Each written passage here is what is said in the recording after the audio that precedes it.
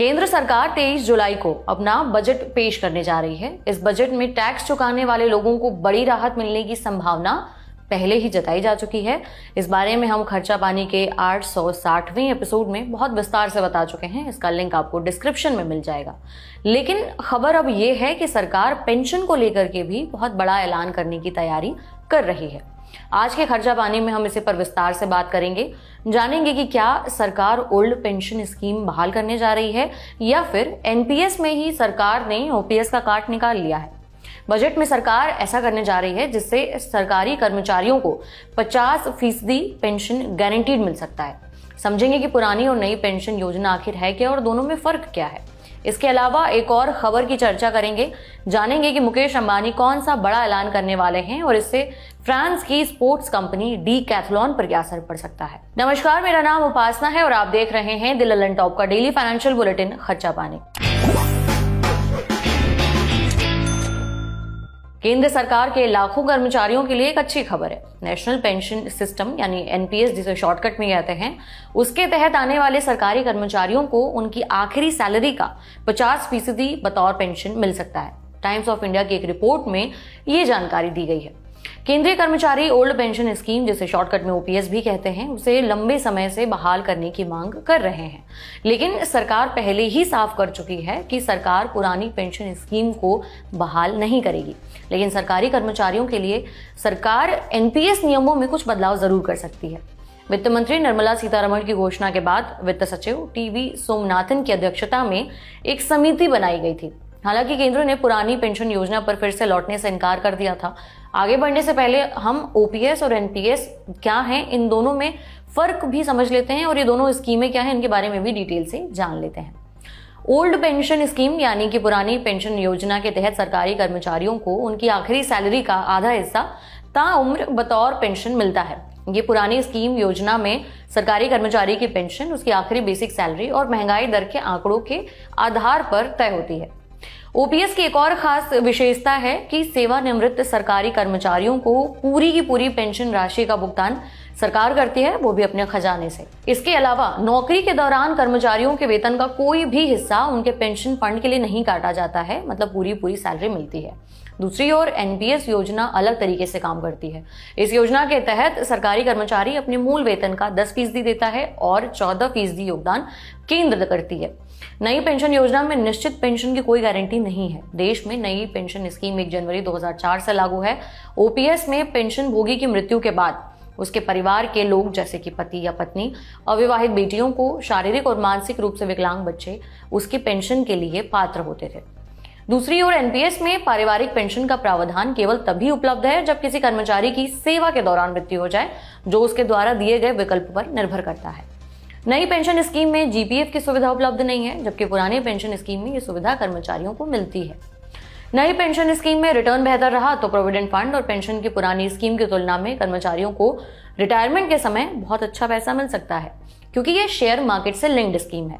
इसलिए कम रिटर्न की स्थिति में फंड कम भी हो सकता है। दोनों ही बातों की गुंजाइश है। सबसे अहम बात यह है कि पुरानी पेंशन स्कीम में हर 6 महीने बाद मिलने वाले डीए का प्रावधान है, जबकि सरकार नया वेतन आयोग लागू करती है तो भी इससे पेंशन की रकम में बढ़ोतरी होती है।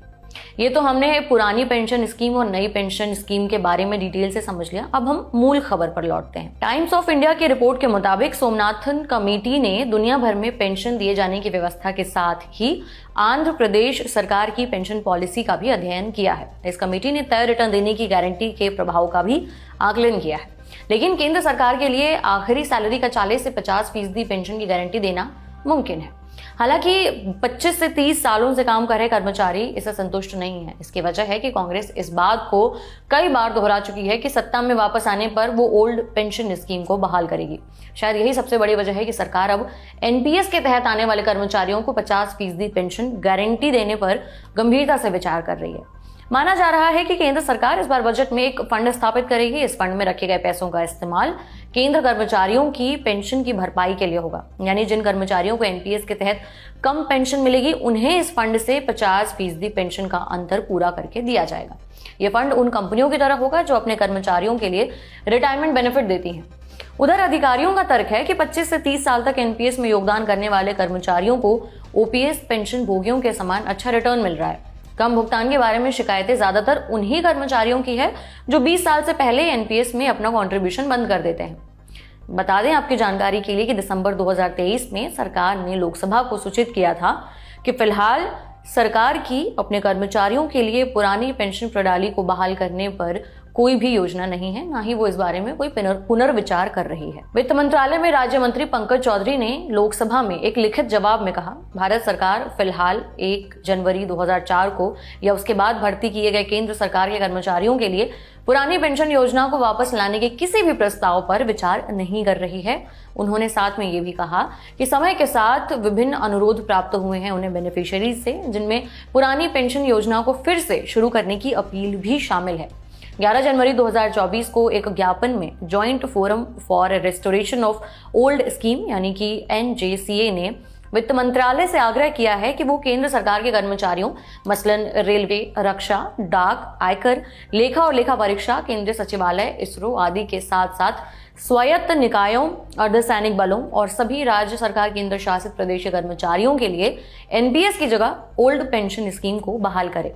इनमें प्राथमिक स्कूल के शिक्षक, हाई स्कूल और उच्चतर माध्यमिक शिक्षक, कॉलेज और विश्वविद्यालय के शिक्षक वगैरह शामिल हैं। और अब चलते हैं दूसरी खबर की तरफ। मुकेश अंबानी की रिलायंस रिटेल अब एक स्पोर्ट्स स्टोर लॉन्च करने की योजना बना रही है। इकोनॉमिक टाइम्स ने अपनी एक रिपोर्ट में यह जानकारी दी है।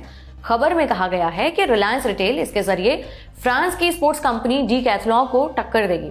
रिपोर्ट के अनुसार कंपनी नए स्टोर के लिए बड़े शहरों के मॉल और रोड के किनारे 8,000 से 10,000 स्क्वायर फीट की जगह किराए पर लेने के लिए बातचीत कर रही है। हालांकि कंपनी की ओर से ऑफिशियल तौर पर इसकी कोई भी जानकारी नहीं दी गई है। इकोनॉमिक टाइम्स ने एक मॉल ऑपरेटर के हवाले से बताया कि रिलायंस ऐसी जगह की तलाश कर रही है जिसे मॉल के बाहर तक बढ़ाया जा सके, जहां एक खेल का मैदान भी हो। रिलायंस रिटेल रिलायंस इंडस्ट्रीज की रिटेल कंपनी है। रिलायंस रिटेल ने वित्त वर्ष 2024 की चौथी तिमाही में 1,56,00,000 वर्ग फीट एरिया जोड़ा है और 1840 नए स्टोर खोले। रिलायंस रिटेल के देश भर में कुल स्टोर की संख्या बढ़कर 18,836 हो चुकी है। आज के बुलेटिन में इतना ही। आपके लिए ये बुलेटिन लिखा था हमारे साथी प्रदीप यादव ने। उम्मीद करते हैं आपको जानकारी पसंद आई होगी।